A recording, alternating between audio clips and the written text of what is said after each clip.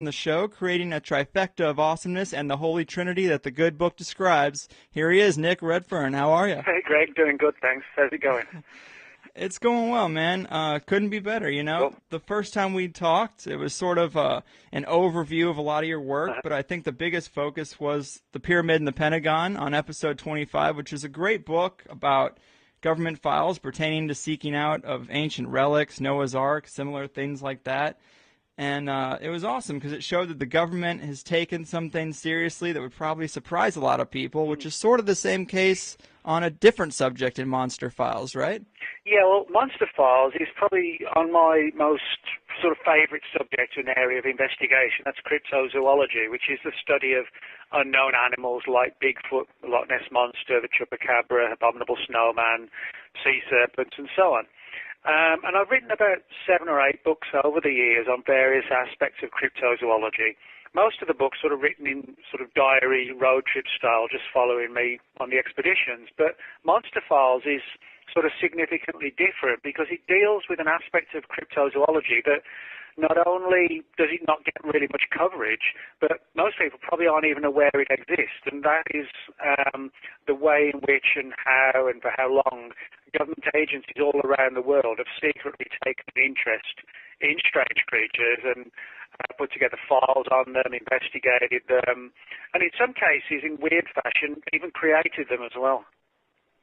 Yeah, you know, it's funny you mentioned creating them because the one I really liked, mainly because it might have cracked the case on it, was the Flatwoods Monster, you know, which I always thought was one of the most unique creatures out there that people had described seeing. But, I mean, you want to start off with that story and the connection you made to maybe a practical answer?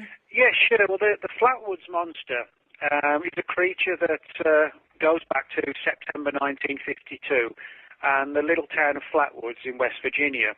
And I say little town because even today the population is still only in the 400s, and back in 52 when this occurred it was just in the 300s, you know, so it hasn't really grown much at all. It's sort of very rural, sort of wooded, you know, farm type area. And throughout the summer and the late summer of 1952 there was a huge wave of UFO activity all across the United States.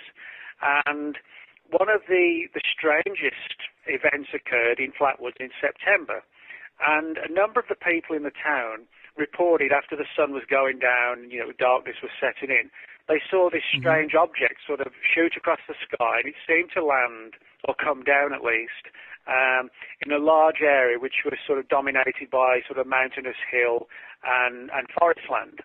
And a number of the townsfolk went out there to try and figure out what it was. And they came across this sort of strange, eerie fog and heard strange noises coming out of the woods and unusual illumination in the background. So clearly something strange was going on. But that was sort of made even more strange and, I guess, frightening for the people because this huge thing came clambering or lumbering out of the woods. And it was described as being about 12 feet tall. But unlike, you know, like a hairy Bigfoot creature or something like that, it was described as being like a mechanical monster in some fashion, which kind of sounds bizarre, but it sort of befits that period of the 1950s, you know, when you had all those weird sci-fi movies coming out with robots and things. But it was described as being about, as I said, about 12 feet tall, humanoid, but it had all these weird flashes and sparks and bangs coming off it that, you know, gave it a monstrous angle, but a robotic angle as well. Not surprisingly, everybody sort of fled for their lives down the hill, and it was never seen again. It was one of these cases, you know, where you had almost like a unique creature that didn't surface before and never surfaced afterwards either. And one of the things I was doing research on in the book was this whole angle, but actually for other chapters in the book, on how government agencies had used psychological warfare programs to create myths of monsters to frighten the enemy. And in doing this, I got hold of a RAND document, which had been prepared for the US Air Force in 1950. It was a document that talked about how RAND had prepared all this data for the US Air Force on how psychological warfare could be used from the perspective of using mythology and folklore to defeat enemies rather than, you know, just guns and missiles or whatever. Yeah. And in this particular file, there's a reference to how during the Second World War, the British Army created this thing that sounds eerily like the Flatwoods Monster. It was described as being exactly the same height, 12 feet tall, and it was like a robotic thing that had all these wires and lights all over it, which could be sort of lit up and, you know, sparks and arcs coming off it to give it sort of this effect of something sort of monstrous, if you like. And what the British Army did, they sort of unleashed it in and around the fringes of little towns in Italy. You know, during the Second World War, the Italians were helping the Germans, and so the idea was they sort of briefly released this thing, or sort of towed it, or, you know, sort of remotely controlled it. And the plan was then to sort of tell the villagers, well, this is like a visit from, you know, some sort of satanic creature, basically, you know, cursing you for helping the Germans. And, you know, in a lot of these isolated little Italian villages, it worked. Now, of course, during the 1950s, 1952, there were no sort of Italian or German spies running around Flatwoods. So, you know, you have to wonder what's the motivation. If, you know, this was an outgrowth of the British psychological warfare thing of the 40s. And you have to look at these similarities. As I said, the height of the creature was the same. They both gave off these weird sparks and arcs and electric static and things like this. They were both seen in little isolated towns. And the British Army program was a psychological warfare-based one. And the reference to it turns up in a US Air Force psychological warfare document. And the US Air Force was heavily interested in what people were saying about the Flatwoods case. So, you know, you have all these tangents and ties. And my speculation actually allows for like a real, genuine UFO phenomenon, and possibly for manipulation using a created thing at Flatwoods. And I'll explain what I mean by that. It's pretty clear when you read the files that have surfaced through the Freedom of Information Act on what was going on in 52, that elements of the military and the intelligence community realized there was a real UFO phenomenon that they didn't understand. Some of these documents talk about, well, how might the general public react in the event of a real UFO invasion, or if they showed themselves sort of en masse across the planet, how would people react? Well, they had no way of knowing, because the UFO phenomenon, they couldn't predict how it would act. You know, it was almost like ghostly, you know, here one week on the next. So I kind of wonder if they may have sort of set up an event in Flatwoods to try and then secretly watch and monitor the response to see how people reacted, because that would give them an ability to gauge how the reaction might occur in a real life situation with the phenomenon. So, you know, in other words, if you can't predict the phenomenon is going to appear and you can't predict how people react, why not stage an event? Because that would give you like a similar outcome, so to speak.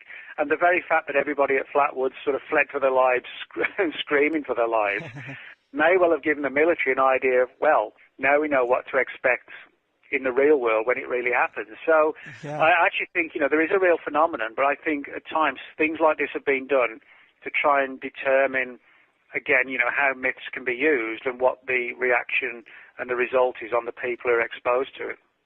Yeah, I mean, I thought that was really interesting, because I'm sure you've heard about the stories of Project Bluebeam, where the government has supposedly entertained the idea of creating a holographic alien invasion, or like a second coming of Christ over Cuba or something like that. But, I mean, that story is kind of right in the same wheelhouse. Well, yeah, I mean, it's you know, bear in mind we're sort of talking about 60 years ago. I mean, today the technology would be much greater. But what I do find interesting is that both in the Second World War thing and this one from Flatwoods, you know, it was described like a relatively unsophisticated sort of clambering, sparking thing, almost, you know, the robot out Forbidden Planet or something like that, you know. So you can imagine maybe back then they could have put something like that together, but, you know, something far more expansive today, like sophisticated holograms, you know, just weren't around then. So. Yeah, I mean, if you saw that Tupac thing, they've got some serious technology. Yeah. But, you know, there's a couple tales like that in Monster Files where government agencies either made or hyped up rumors of strange creatures or vampire-like beasts. But are there any stories in the book that you find particularly interesting that lead in the direction of involving a real unknown creature? Yeah, I mean, for me, one of the big areas of interest of mine is Bigfoot. But whereas most cryptozoologists just take the view that, Bigfoot is the North American equivalent of like an African gorilla, Right. I don't. I think there's more to Bigfoot. I think Bigfoot it may well be a flesh and blood creature, but it's far stranger than just an unknown ape roaming the US. There are a lot of cases, for example, where Bigfoot has been seen at the same time frame and location as UFO activity. People have reported sort of strange visions after seeing Bigfoot or having visits from Men in Black type characters and things like that. Now, certainly these cases aren't anywhere near the majority of reports, but they are sort of 5, 6, 7, 8% of the total, which is still a significant amount. And so what I find interesting is that although we're not seeing government or military interest in every Bigfoot report under the sun, what we are seeing is that in many of these cases of high strangeness, government people do pop up and take an interest. For example, in the book I talk about Stan Gordon, a researcher who back in early to mid-70s investigated a wave of Bigfoot-type activity in Pennsylvania, where Stan still lives to this day. And in these particular cases, they were highly and repeatedly associated with UFO activity. And Stan and a number of witnesses he was aware of all got visited by government people, but not in like a sinister MIB sense, but basically quietly saying, hey, we're interested in these reports. Can you keep us informed? Which is in itself was kind of weird. But yeah. I talk about a few cases like that in the book where there's deep military interest and there's been a subsequent cover-up put into place. And if Bigfoot, if these creatures were just North American apes that science hadn't found, why place it under a cover-up? It would be a zoological revelation. It wouldn't be something affecting national security unless there is this other aspect to it, Yeah, I mean, I sometimes wonder the same thing. Like if some of these weirder creatures, like Mothman or Shadow People, they might be some type of multi-dimensional manifestation, maybe from conjurers like Aleister Crowley or that Michael Aquino guy, because they don't always seem like flesh and blood creatures. I mean, even Bigfoot, there's some stories that people can't shoot it. Yeah, I mean, this is actually one of my big areas of interest, and I do believe that either these creatures sort of zip in and out of our reality, sort of multi-dimensions, that kind of thing, or well, I say or, it could be either or both. They could be some sort of like a tulpa type thing. A tulpa is like a thought form where the human mind can sort of create something and then externalize it, and it has some sort of like its own independent quasi-reality. And, they supposedly feed on high states of human emotion to sustain them. And so, the whole point is these things would have to be seen to then allow them to sort of bleed dry the emotion from the witness. And, this is actually one of the theories that's been applied. It's a bit of an off-topic, but to the Men in Black mystery. The Men in Black often come across not like government agents in the films. They're these creepy, weird little ghoulish vampire-type characters, And witnesses often talk about feeling hypnotized and drained of energy, almost like a diabetic, if they missed a meal and they started to crash or something. They feel like that. And they've actually said they felt drained. So a lot of people are sort of coming around to the idea now, maybe the MIB, create this feeling of fear in the witness, not because they're actually threatening them, but it's like a fake threat, but the idea is to create fear, which they then feed on. And then maybe creatures like Bigfoot, do exactly the same. They're almost like emotional vampires, if you like. Yeah. That is a super interesting topic. It's just so hard to know. One of the first weird things in the world that I was drawn to as a young kid, I was glad to see in your book, is Tales of the Loch Ness Monster. It seems much juicier to me than Bigfoot because I used to love dinosaurs. I always wanted to believe that it was real. But it seems to have faded out quite a lot in recent years. And yes, there's still no smoking gun, but you have discovered some files that show that many government agencies have looked into Nessie and have failed to find an explanation for some of the footage they've studied, which has kind of restored my hope. Good. Well, yeah. I mean, Loch Ness, it's a large body of water. It's like 22 miles long, about a mile wide, and at its deepest point, officially around about 800 feet, but there are stories about sort of cavernous areas and tunnels below that might take it considerably below like 1,000 feet deep. So it's a very large body of water. Now, of course, if the creatures of Loch Ness are fish or, some sort of creature that doesn't need to surface for air, then we probably wouldn't see them very often, just by chance when they decided to surface for who knows what reason. But primarily, if they're living exclusively under the water, there probably wouldn't be that many sightings. And because Loch Ness is far more busier than it was decades ago with, boats and traffic going from one side of the lake, the loch to the other, then it might sort of have led these creatures to sort of stay in the deeper depths almost exclusively now. But regardless of, the sort of the changes in trends of sightings and whatever, you're right, I did get a hold of a number of files on the Loch Ness Monster that have been put together by various British government agencies. One of them was a group in the 1960s called JARIC, which stands for the Joint Air Reconnaissance Intelligence Centre. And these are the people, kind of like the British equivalents, like in the US, where, if there's rumours about a new missile base being built in China, they sent like a high-flying spy plane over years ago, or today, like a spy satellite, and photograph it. And then the photographs are sent back to, military experts who can analyse photographs and determine, does this show a new aircraft hangar, are those missiles, et cetera, that kind of thing. And that's what JARIC jobs was, to sort of look at spy photographs of overseas potentially hostile military installations and determine what they showed. But in the mid-1960s, JARIC set up like an in-house little project to study film footage and photographs of nothing less than the Loch Ness Monster. And what was interesting, bearing in mind, the caliber of the people working for the group, in a good percentage of all the imagery they looked at, they ruled out things like logs falling into the loch or rotting trees sort of surfacing when the gas levels change and just breaking the surface. They ruled out things like wave formations or shadows or rowing boats. And in many cases said that what they were looking at appeared to be independent, intelligent entities, creatures, and in some cases they could see shadows that seemed to suggest that whatever was on the surface was actually only a small portion, and they could make out vague evidence of what looked like a larger part of the creature below the water. So that in itself, is significant for several reasons. One, it demonstrates that the footage and photographs can be vindicated, and number two, the people doing the analysis were the best people you could ask for within the UK. They were military experts just solely focused on that field.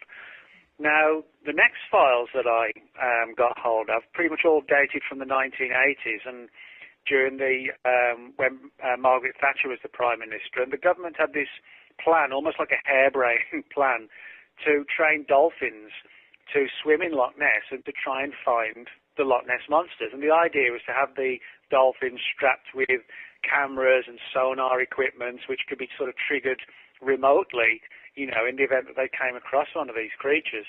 But not much thought seems to have been given to the idea of how they would actually teach the dolphins to chase the monsters when, nobody had actually got an example of the monster to show them, Right. So that was a problem. The other one that not much thought was given to was, well, what happens if there is a confrontation between the monsters and the dolphins? Is it going to end in a bloodbath? And then the other thing was, well, when it's all over, how do we encourage the dolphins to come back to shore and, put them in a tank and get them out of the loch again? So it was all of these different aspects that eventually led the government to drop the plan. But what's interesting is that, within secret for a few years, this idea was sort of nurtured and built upon, and a lot of thought went into it. But as I said, sometimes, these projects go ahead, other times they're just sort of relegated to, some dusty shelf because they were just too weird to work, I guess. Yeah, I mean, I wonder if there were some type of prehistoric creature or something there, if it's even still there, if they'd even be able to survive still, or, maybe there's never been a corpse found, I don't either, so. Well, I mean, if these creatures are some sort of fish, I mean, you know, the plesiosaur is an interesting angle. You know, plesiosaurs were marine reptiles that existed during the dinosaur era. But, you know, they were largely, or exclusively, as far as we know, saltwater creatures because they lived in the oceans, whereas Loch Ness is freshwater. Right. However, there are some animals, you know, that can adapt. For example, you have saltwater crocodiles and you have freshwater crocodiles. But it's, you know, it may well be the case that if these things are ancient, presumed extinct animals, you know, they might actually really become extinct before we prove what they are. And we'll never know. But, you know, I'm not sort of too worried about the fact that we haven't found a corpse, because if these things exclusively or almost exclusively live in the water, although there are one or two land reports, then they're going to die in the water, and, you know, nature's going to take care of them. The smaller fish are going to eat them, you know, and so on. Sure. That's how nature works. So that doesn't surprise me as such, you know, that they would just sink to the bottom and rot or get eaten. But, I mean, there are a lot of other interesting theories as well. Things like giant eels, you know, sort of a 30 to 40-foot giant eel, which I guess by definition would still be a monster, you know. True. Or the other theory that's been given is something like a giant salamander. Salamanders, you know, can grow up to like 6 or 7 feet, but, you know, a 30-footer would still be sort of a monstrous creature.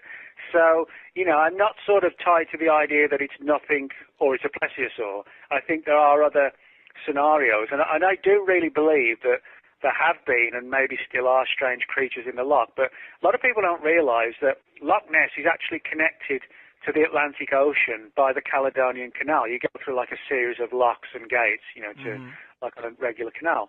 So what this means is today you have an incredible amount of traffic on Loch Ness, and not just little rowing boats, but huge boats that are going to cross the Atlantic. So, you know, if these creatures are there and they're not stupid, they're going to realise that the days and centuries and decades ago when Loch Ness was relatively quiet have long gone. So they may just simply stay down in the deeper depths. You know, it may not be that they're extinct. They just don't surface much because Loch Ness is like, you know, the local highway or whatever now, you know. Man, it is a fascinating case, but what's also very intriguing that I found in your book is several accounts of government files you've uncovered that detail some pretty conventional animals involved in some pretty unconventional experiments and programs. You want to tell us about a couple of those? Yeah, well, one of the strangest ones I talk about in the book is a CIA program that became known as Acoustic Kitty. And this is a project from the 1960s, and it sounds almost like an animal equivalent of the $6 Million Man or something, or Terminator or RoboCop. The idea was to try and take regular cats, like house cats, pet cats, and insert them and wire them up with sort of like transmitting and equipment and radio antenna and things like that. And the idea was, it sounds totally far-fetched until you realise, you know, that the files now are starting to surface through the Freedom of Information Act.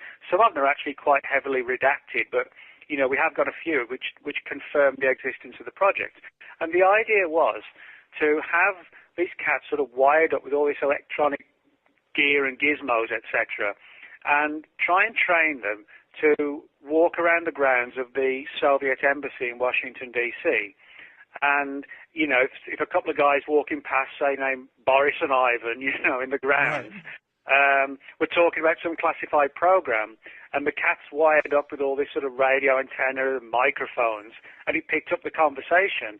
The conversation that could then be broadcast to CIA headquarters and transcribed, you know. So it would almost be like, instead of putting bugging devices in the offices or the rooms of the embassy, you know, no one would think that a little cat wandering around was a walking, meowing, bugging device, you know. Yeah. And that's the idea. And incredibly, the very first cat that was chosen for the operation actually survived having all this sort of wires and mechanical gear inserted into its body.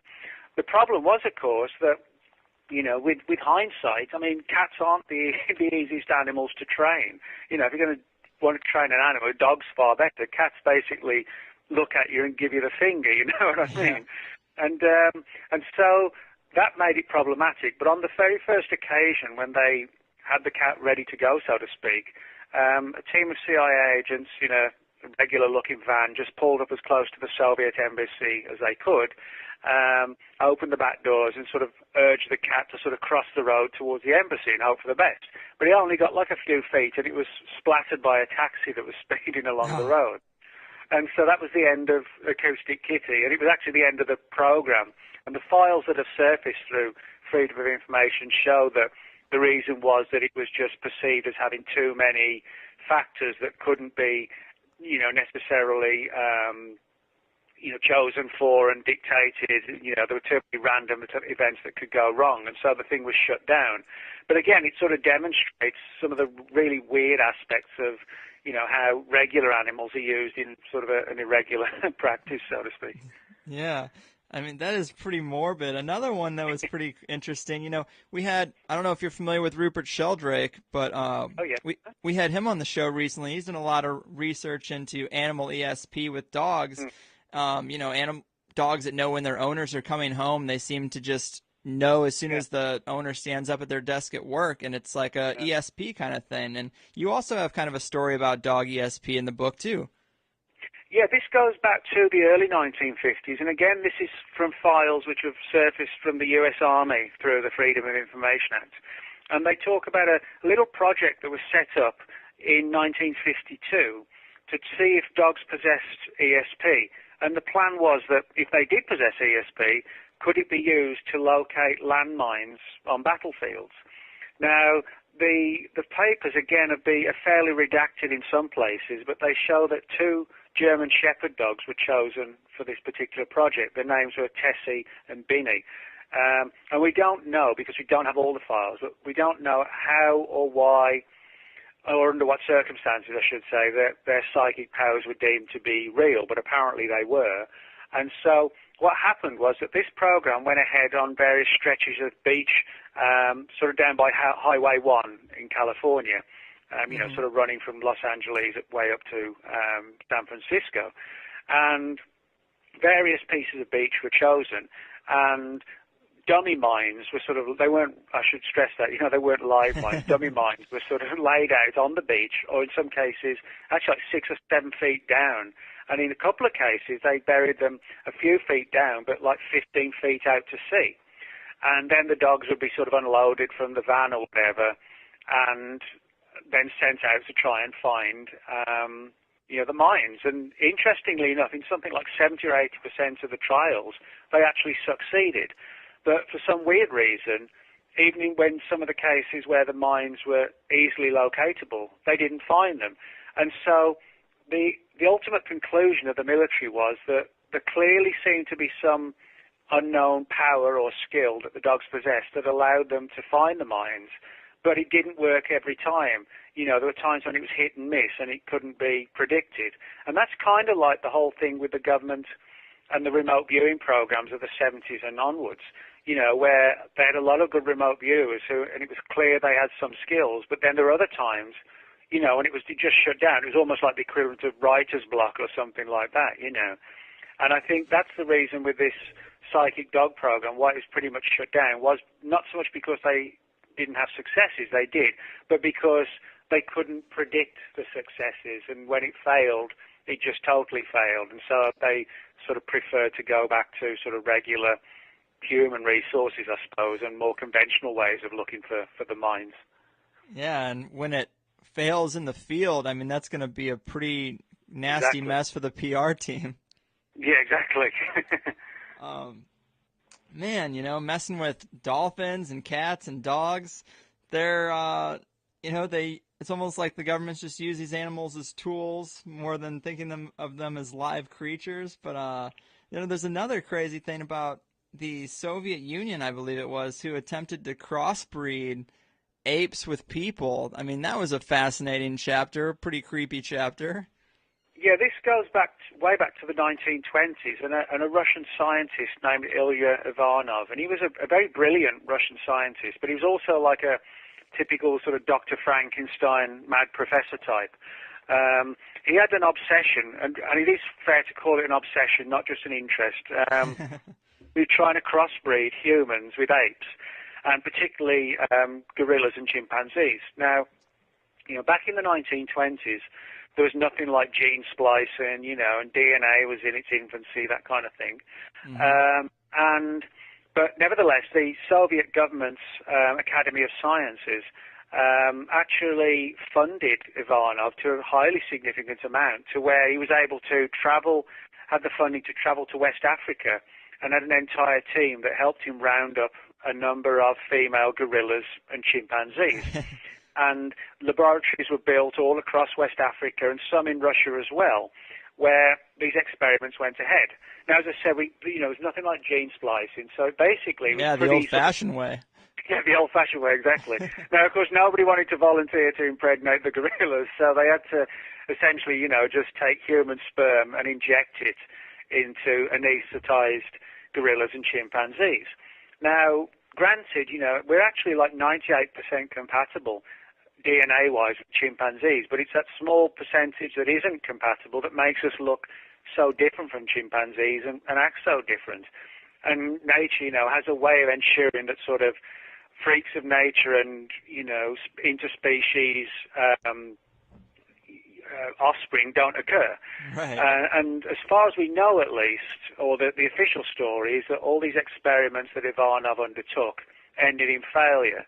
But there are a few rumours suggesting that maybe against all the odds, a few freakish creatures were born to these, to the female chimpanzees and gorillas, and that there's stories about some of them living just briefly, others, suggesting they lived actually a long time, and looked sort of like a freakish cross between humans and apes, And one of the ironic theories is that some of these offspring that were sort of supposedly mentally retarded and, it would have brought shame on the whole project, rather than being killed, because they were part human, they were banished to the wilds of, like, Siberia. And then when people saw them, it gave rise to the idea that, oh, Russia's got its own Bigfoot, not realizing it was maybe the outgrowth of some of these secret projects. So I don't think we've probably heard the end of the story. I think there's probably more to uncover. And, maybe, as I said, against all the odds, one or two experiments really did work. We just don't really know, unfortunately. Yeah, that's wild. There's a photo in the book that is of a suggested hybrid that is pretty interesting, too. Yeah, that's a woman named Julia Pastrana. And back in the 19th century, like a lot of people who had, unfortunately, had like sort of physical afflictions, she earned her living in the so-called old circus freak shows, that kind of thing.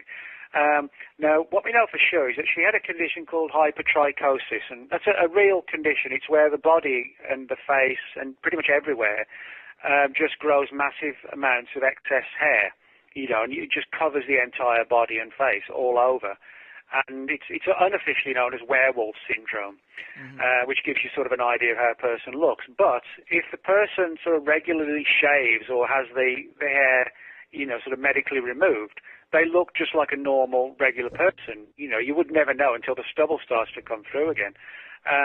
But Julia Pastrana, she looks very strange because as well as being covered in hair, she has almost, I won't say deformed jaws, but she has like elongated and very muscular-looking, powerful jaws, not unlike a gorilla or a chimpanzee.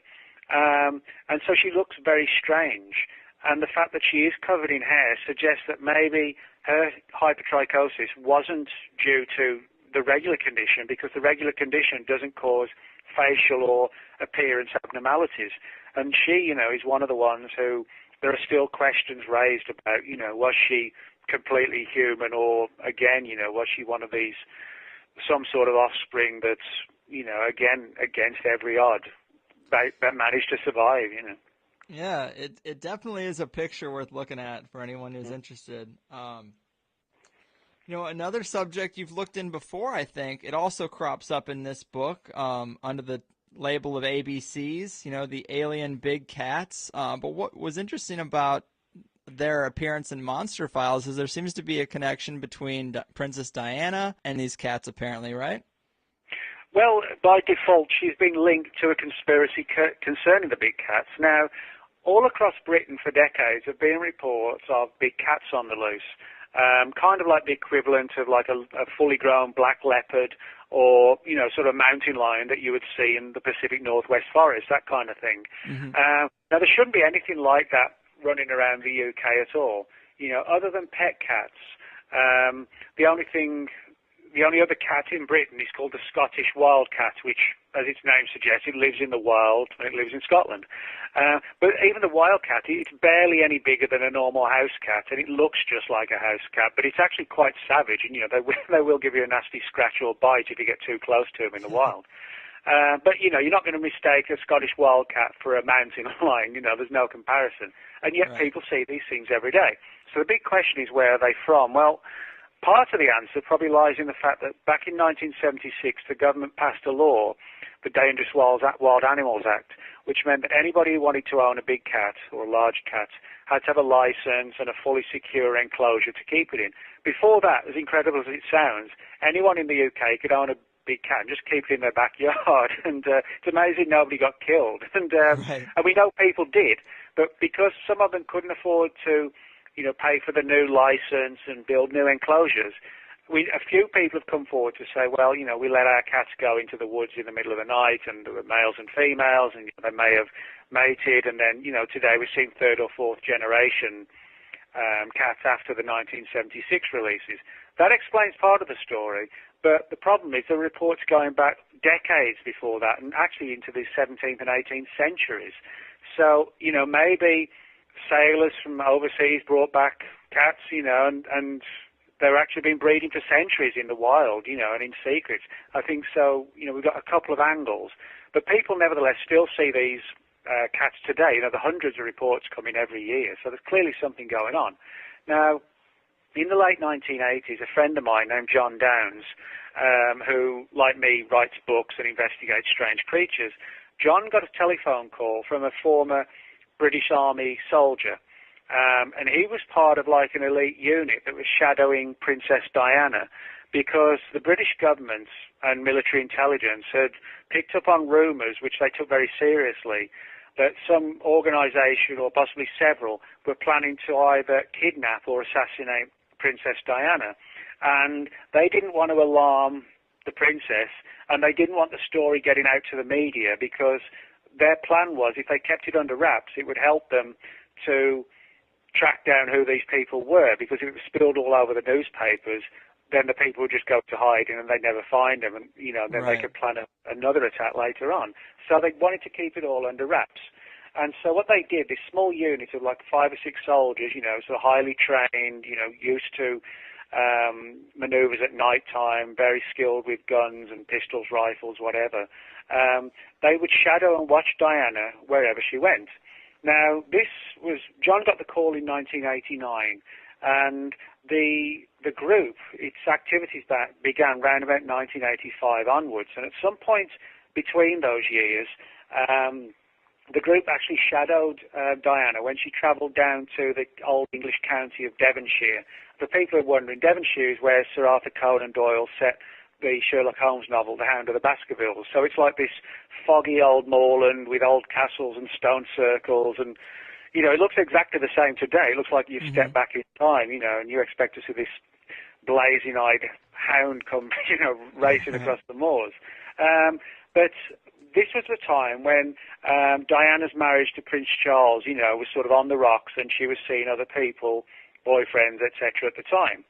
And one of these actually lived in a little village on Dartmoor, in Devonshire. And so this team shadowed Diana and essentially sort of made like a stakeout in the village late at night, and sort of, you know, stayed in the shadows behind bushes, etc., just keeping an eye on the property where Diana was visiting. And to the amazement of the troops, when they were looking through night scopes, you know, just keeping envisioned on the house, they saw this huge black cat sort of go prowling past the side of the property and literally right past the front door, you know, which was almost like the worst national security issue you could think of. You know, they were trained to deal with, you know, terrorists or whatever, and here's this savage black cat, and they didn't know what to do. You know, it was like, if they shoot it, well, it's going to wake the entire village up, and before you know it, the tabloid press will be on the story, and it will all come tumbling out. If they didn't do anything, the very fact that the cat was right by the door, what if it broke in and, attacked the princess, or killed her, even worse. So they didn't know what to do, and they actually chose to do nothing and just sort of held their breath and just kept their sights trained on the cat. But they figured that, it was looking for small animals to eat or whatever, and eventually they watched it as it just sort of sauntered off and headed off towards the moors, and it was gone. Now, as John was told, and this soldier related the facts years later, there really was a conspiracy put into place to hide the truth of these big cats by the military. The military itself realized these things existed, but they elected to cover it up because by default, if they revealed what they knew about the big cats and how they knew it, it would then reveal what they were doing down in Devonshire and why they happened to see it. So, in other words, it was like the cover-up of the big cats was forced on them by the fact that they had to cover up the fact that they were watching Diana. So it's almost like a roundabout conspiracy, but still a conspiracy nevertheless. Yeah, I wonder how many stories out there are really, like, how many things we'd love to get information on are covered ups just because they're associated with some other thing that we don't even really care about that's probably somewhat boring, but to the government it's like a serious security issue. Well, I actually think that probably happens a lot, because we tend to focus on if the government's hiding, like if the British military's hiding something on big cats, we automatically think, oh, well, they're hiding it because they don't want the general public to panic. And that may well be part of it. But it may also be the fact that, like this one, something else is going on. And until somebody comes forward like John's informant, all you're seeing is one part of the picture. And that part of the picture you are seeing actually looks credible and understandable.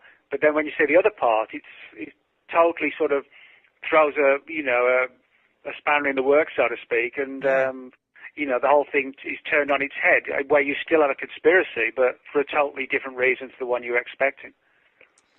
Yeah, and another topic that was in the book that is really interesting is the Iceman. A lot of people are probably familiar with the stories of the Iceman.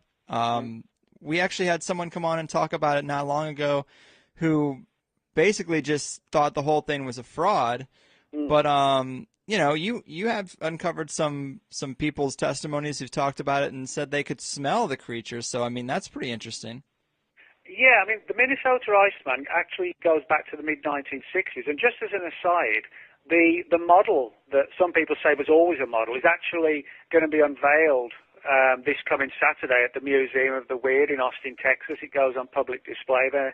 Nice. After being sort of in a state of limbo for years. So if you're ever in Austin, Texas, you can go down to the Museum of the Weird and see it encased in ice. But the story is that back in the mid-1960s, a man named Frank Hansen, who lived in Minnesota, Hansen was one of these guys who put on, like, controversial displays at, like, state fairs, come and see the two-headed snake and the bearded lady, that kind of thing, Mm-hmm. And he acquired this body encased in a huge block of ice, and supposedly it had come to Hansen from an anonymous millionaire friend of his, who in turn had supposedly got it from, well, we're not really sure where. One theory is that it was like a primitive hair-covered human-type creature shot in the woods of Minnesota, hence why it became known as the Minnesota Iceman. Another theory, which is sort of more intriguing, is it was actually shot and killed by troops in the Vietnam War, in the jungles of Vietnam, and then secretly shipped back to the U.S. By this millionaire who had it arranged in a body bag, like a soldier's body bag, and then handed over to him. And then when Hansen made friends with him, he agreed to allow Frank Hansen to put it on display for a while, before it was replaced supposedly with like a sophisticated dummy. Now, of course, as you pointed out, some people do think the entire thing was a hoax, and the only body that ever existed was the dummy. But there are reasons to think that wasn't the case. For example, in the mid-1960s, a number of well-respected cryptozoologists, such as Ivan Sanderson and Bernard Hubelmans, traveled up to Minnesota to visit the display, actually before it went on display. And they said that looking through the ice, it didn't look like a dummy. It looked highly sophisticated. It didn't look like, hair stuck on or just like a gorilla suit, that you would get from a novelty store or whatever. And as they got close to the ice and peered in it, they could sort of smell this putrid, rotting smell, which is like a fairly sophisticated thing to do if you're going to hoax it, to yeah, right. like cover the ice in rotted meat or something like that. So that led them to actually believe, it was a real creature. And they said that it was like shot through the eye, and it looked like a real bullet hole. It didn't look like makeup or anything like that. And it went on display various places over the years and through the 70s, and then after time it sort of went missing for a while, and then just got stored away, etc. But at the height of the mania for it, if you like, in the late 1960s, none other than the FBI got involved, because you had this rumor that the Iceman wasn't some sort of unknown ape, but was a primitive type of human. And when rumors began to circulate that it had been shot, bureaucracy got involved and said, well, even if it's a primitive human, it still might be human. And if it was shot and killed, that means a murder took place. Right. And so the FBI got involved and actually sent one of their special agents out to Hansen's home and, knocked on the door and said, I'm Special Agent so-and-so. I'm here to see the Minnesota Iceman, which is kind of surreal, Right. And Hansen, not every day he gets a knock on the door, I suppose, from the FBI, and a bit perturbed and worried. So he let the agent in and freely let him look at it. And the conclusion was, well, I don't think it's a man, and it's up to you as to whether you promote it as an Iceman or a monster or whatever. And, the FBI agent went away satisfied with the only thing he was concerned about, that it wasn't a human. But Hansen was one of these who never missed an opportunity to promote the Iceman. So what he did, he quickly got a big board and some paint and painted a huge board that said, the Minnesota Iceman, investigated by the FBI, which he put on display every time the creature was on display. So, it's a strange story, again, of sort of quasi-involvement on the part of the government for a very weird reason, but possibly like an understandable reason as well. Yeah, it's just a shame that they had to involve a dummy. It's just like, it just hurts the credibility of the case. It makes it kind of skeptical. I'm sick of being duped, We get all these cases of, we found a Bigfoot, and then we test the DNA, and it's a possum mixed with a raccoon, Well, that's why, this is one of the reasons why I think Bigfoot's more paranormal, because every time somebody talks about a body, there's always an either or a but or an if. There's always something that suggests it could be fake, or a model or whatever. And yet we get lots of credible sightings, yet we never get a credible report of a body. And this leads me to believe, or this is why I believe, that Bigfoot is sort of less flesh and blood and more paranormal based, because the sheer number of reports we get, sighting reports, we should get at least one body, where we can say definitively this is what it is, but we don't. If we only got a handful of sighting reports and a handful of body reports, that's different. But we get thousands, there are thousands of sighting reports, but no official body. So I think this is a pointer to the probability that, in many of these cases, we are dealing with a paranormal type creature that maybe isn't flesh and blood in the way we even understand it, and possibly can't even be killed in the way we understand it either. Yeah, I have heard people give a lot of examples similar to this, but one I can remember is people say, I've been to a lot of cities and I've seen a lot of pigeons, but have you ever seen a baby pigeon? Clearly they exist. Yeah, they have to exist. Well, that is true on the one hand, but then again, a baby pigeon's probably like 3 inches long, Right, a little easier to hide. Than an 8-foot tall lumbering ape, running around just a couple of, an hour's drive from Seattle or whatever, So. Right. If it was like a regular ape, you'd think there might be one case of it just wandering into a city, a big city where like hundreds of people see it and it ends up dead. Well, that's the thing. Weird. Yeah, it's like chimpanzees and gorillas. We know they can exist because they've either got shot or they've made a mistake or they've died in the woods and been found. Bigfoot eludes us 100% of the time. There are no other animals other than these cryptids that do that. It's like saying most people never see a mountain lion, but people do, and we have bodies of them, and we have them in zoos. But because they do elude us most of the time, but not all the time. But Bigfoot does do it all the time, Mm. I mean, well, since this book is really focused on government files of weird creatures, let me ask you if there's any cryptid legends out there that you have a personal interest but couldn't really find any files on to fit into this particular book. Well, yeah, I mean, I thought about doing a chapter on Mothman because, Mothman sightings in Point Pleasant, West Virginia in the 60s, there was a lot of Men in Black activity going on at the same time. People these MIB would turn up and interview Mothman witnesses asking what they saw, and because there is at least some sort of connection between some MIB reports and government. I tried, to find anything that might corroborate this and, if there was a Mothman file somewhere. Now, there might be, but I couldn't find it. So, I didn't want to just go over old ground and just, pull a bunch of words from John Keel's Mothman prophecies because I wanted to add something new if there was. But it wouldn't surprise me if there isn't a Mothman file somewhere when we know that there are Bigfoot files, Flatwoods files, Loch Ness files, you name it files, I think probably there is a Mothman file or files somewhere. The problem is, with the Freedom of Information Act, you can only get files declassified when you actually can identify to a fair degree what it is you want declassifying. Kind of like a catch-22. Yeah, exactly, That's what it is. Yeah, that's funny. Did you come across any documents? I mean, you mentioned there was some redaction in Acoustic Kitty, but was there anything you found that seemed like it could have been a better story, but it was just too heavily redacted or blacked out? Yeah, I mean, I think one or two of the ones that would fall into that category were the ones that sort of dealt more with real animals used under unusual circumstances. Like there was this project in the Second World War called Project Pigeon, which I managed to get a few files on, but not much. And it's actually, some of them are still classified. It talks about how the military was planning to use pigeons to remotely sort of pilot rockets and bombs, where they were being like a remotely piloted aircraft, and the pigeon was supposed to be trained to press this button, which would send this little remotely piloted aircraft with these bombs attached in a particular direction.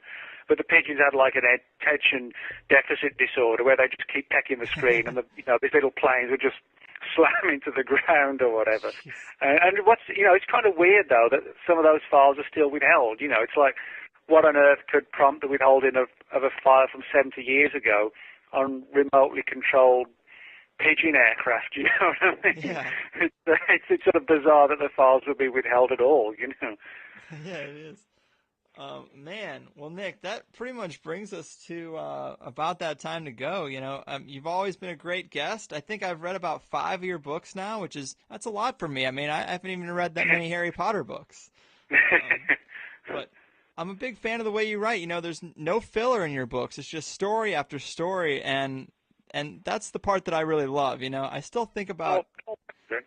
Oh yeah, of course, man. Thank you. And I still even think about getting a few friends together and taking a trip out to Death Valley or the Grand Canyon, looking for some great discovery, because I love that World's Weirdest Places book.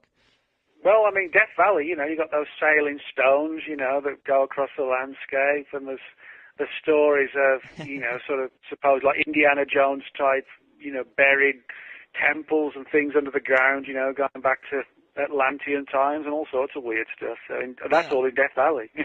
Exactly. That book really restored my faith that there might be some discoveries left to make. I've always kind of feel like we're under such surveillance. There's people everywhere. We're all so crowded that there probably can't be any mysteries. But maybe just 20 feet below us, there might be something crazy.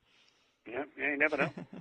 Well, before we go, man, is there anything you'd like to tell the people about? Maybe your next topic or maybe your website or something?